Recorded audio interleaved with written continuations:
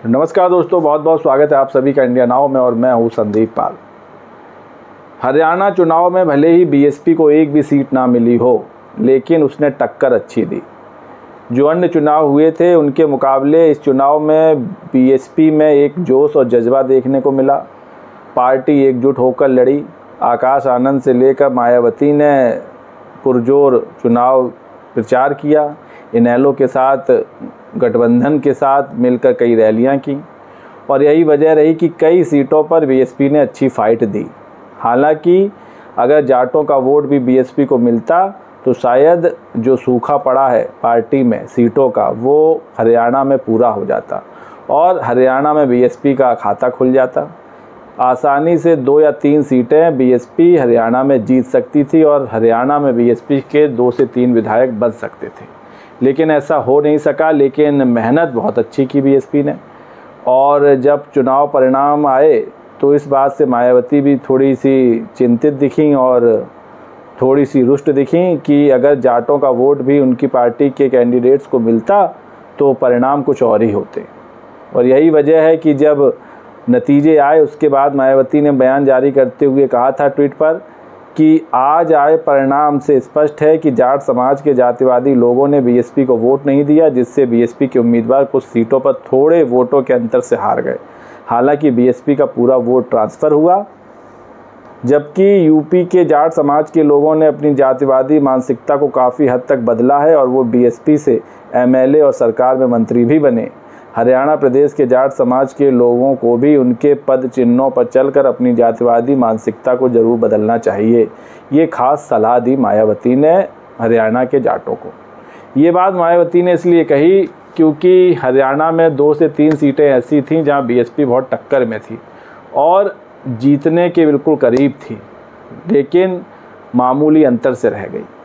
तो इस वीडियो में मैं आपको बताऊंगा वो सीटें जहां बीएसपी ने ज़ोरदार टक्कर दी और उनके प्रत्याशी जीतते जीतते रह गए। अगर थोड़ा और पुशअप मिलता तो हरियाणा में बीएसपी 2 से 3 सीटों पर काबिज होती। हालांकि इनेलो जो गठबंधन के साथ चुनाव लड़ा उसको 2 सीटें ज़रूर आई हैं। तो सबसे पहले बात करते हैं अटेली की। अटेली की जो विधानसभा सीट थी, यहाँ पर जो भारतीय जनता पार्टी के उम्मीदवार हैं आरती सिंह राव, ये जीतने में सफल रहीं। इनको मिले 57,737 वोट और दूसरे नंबर पर रहे बीएसपी के अतर लाल को मिले 54,652 वोट। इसके अलावा तीसरे नंबर पर कांग्रेस की अनीता यादव रहीं, जिन्हें करीब 30,000 से ज़्यादा वोट मिले। उसके बाद जननायक जनता पार्टी जेजेपी, इनको तो महज 1700 के करीब वोट मिले। और फिर जो और उम्मीदवार हैं उनकी बात करना ठीक नहीं होगा, क्योंकि आम आदमी पार्टी के जो सुनील राव हैं इन्हें महज 220 वोट मिले। दूसरे नंबर पर बीएसपी प्रत्याशी अतर लाल रहे। अगर इनको 3000 या 2000 वोट और मिल जाते तो ये भी चुनाव जीत सकते थे, लेकिन ऐसा हो नहीं सका।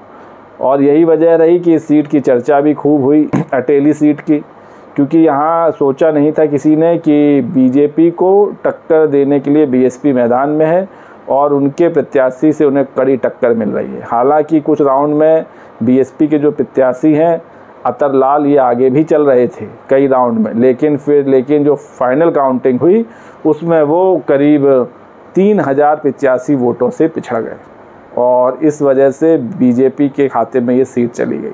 इसके अलावा एक और सीट है असंध की सीट। यहाँ भी जो बीएसपी के प्रत्याशी थे ये तीसरे नंबर पर रहे। इन्होंने भी अच्छी फाइट दी और ये सीट गई बीजेपी के खाते में। जो योगेंद्र सिंह राणा हैं ये यहाँ से विधायक चुने गए हैं, इनको मिले 54,761 वोट। दूसरे नंबर पर रहे कांग्रेस के शमशेर सिंह गोगी, इनको मिले 52,000 के करीब वोट। और तीसरे नंबर पर रहे बहुजन समाज पार्टी के गोपाल सिंह, इनको करीब 28,000 के आसपास वोट मिले। तो ये तीसरे नंबर पर इस सीट पर रहे और फाइट में रहे।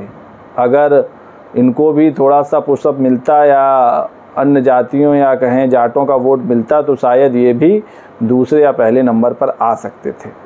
खैर, लेकिन फाइट अच्छी दी और असंध में ये तीसरे नंबर पर काबिज रहे। इसके अलावा एक और सीट है सोहाना की सीट। यहाँ भी बीएसपी के जो प्रत्याशी थे उन्होंने कईयों का खेल बिगाड़ा। तो अगर सोहाना सीट की बात करें तो ये जो सीट थी ये गई बीजेपी के खाते में, और जो तेजपाल तनवर हैं इनको मिले 61,243 वोट।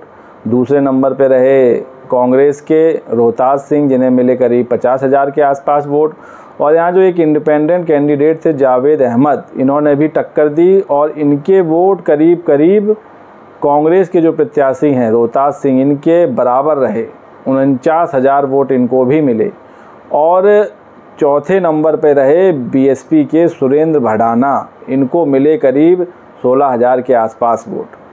तो यहाँ भी बीएसपी की वजह से जो एक निर्दलीय और एक कांग्रेस प्रत्याशी, इनका गेम ज़रूर बिगड़ गया और ये दूसरे तीसरे नंबर पे चले गए। इसके अलावा इस सीट पर हालांकि जो जितने प्रत्याशी खड़े हुए उन्होंने अच्छी फाइट दी, क्योंकि इस सीट पर 2 इंडिपेंडेंट कैंडिडेट जो थे, एक जावेद अहमद जिनको 49,210 वोट मिले और दूसरे थे कल्याण सिंह, ये भी निर्दलीय हैं, इनको भी 21,000 से ज़्यादा वोट मिले। और फिर बीएसपी के सुरेंद्र भड़ाना है जिन्हें 15,000 से ज़्यादा वोट मिले। तो इन 3 प्रत्याशियों ने बीजेपी और कांग्रेस के प्रत्याशियों को कड़ी टक्कर दी। हालांकि सीट गई बीजेपी के खाते में और 61,243 वोट मिले तेजपाल तनवर को।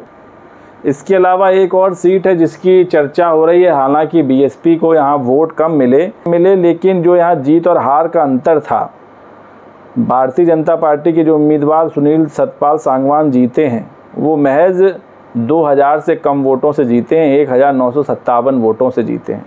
और जो कांग्रेस की मनीषा सांगवान हैं वो उतने ही वोटों से हारी हैं।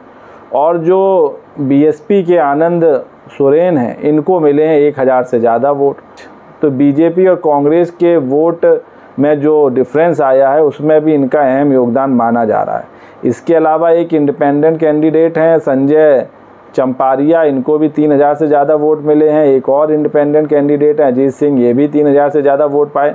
तो जो इंडिपेंडेंट कैंडिडेट रहे आम आदमी पार्टी के, जेजेपी के, इन सब ने मिलकर कांग्रेस का गेम ज़रूर बिगाड़ा और इस लिस्ट में बीएसपी को भी जोड़ा जा रहा है। तो खैर ये वो 4 सीटें थीं जो चर्चा में रहीं इस चुनाव में बीएसपी के मद्देनज़र, जहां असंध और अटेली पर बीएसपी ने कड़ी फाइट दी और ये सीट बीएसपी के खाते में जा सकती थी। लेकिन वही बात कि वोट ट्रांसफ़र नहीं हो पाया जाटों का और समुदायों का, वरना इस बार हरियाणा विधानसभा चुनाव में बीएसपी का खाता ज़रूर खुलता और 2 सीटें उसके खाते में जाती। जितनी सीटें इनेलो को मिली हैं उतनी ही सीटें बीएसपी को मिल सकती थीं। तो खैर हरियाणा चुनाव बीएसपी ने लड़ा बहुत शिद्दत से, बहुत मेहनत से लड़ा, कार्यकर्ताओं में जोश भी दिखा। और मायावती ने भी अपने संदेश में कहा है कि जो कार्यकर्ताओं ने इस चुनाव को पूरे मनोयोग से लड़ा है उनके लिए उन्होंने शुभकामनाएं भी दी। तो मायावती ने जो ट्वीट किया था उसमें उन्होंने लिखा था कि बीएसपी के लोगों द्वारा पूरी दमदारी के साथ ये चुनाव लड़ने के लिए सभी का हार्दिक आभार प्रकट करती हूँ। आश्वस्त करती हूँ कि उनकी मेहनत बेकार नहीं जाएगी। लोगों को निराश नहीं होना है और ना ही हिम्मत हारनी है, बल्कि अपना रास्ता खुद बनाने के लिए तत्पर रहना है और नया रास्ता निकालना होगा। तो अब मायावती की जो है नज़र वो यूपी में 10 सीटों पर जो उपचुनाव होने वाले हैं उन पर है। उसके बाद महाराष्ट्र का चुनाव भी है, झारखंड का चुनाव भी है। और बीएसपी सुप्रीमो ये ऐलान कर चुकी हैं कि वो झारखंड का चुनाव भी लड़ेंगी और महाराष्ट्र का चुनाव भी लड़ेंगे और यूपी उपचुनाव भी लड़ेंगी। तो अभी काफ़ी चुनाव हैं, 3 चुनाव हैं। तो जिस मनोयोग से और जिस मेहनत से हरियाणा का चुनाव लड़ा गया, जिस रणनीति से, उसमें जीत के करीब ज़रूर बीएसपी पहुंची, दहलीज तक पहुंच गई, लेकिन जीत नसीब नहीं हो पाई। तो उम्मीद करते हैं कि महाराष्ट्र और झारखंड के चुनावों में बीएसपी का खाता खुलेगा और अच्छी सीटें जीतेगी। उपचुनाव में भी कड़ी टक्कर दे सकती है। तो दोस्तों ये था हरियाणा में जो अभी विधानसभा चुनाव हुआ उसमें बीएसपी की स्थिति और उसके प्रदर्शन को लेकर एक रिपोर्ट। उम्मीद है आपको पसंद आई होगी। नमस्कार।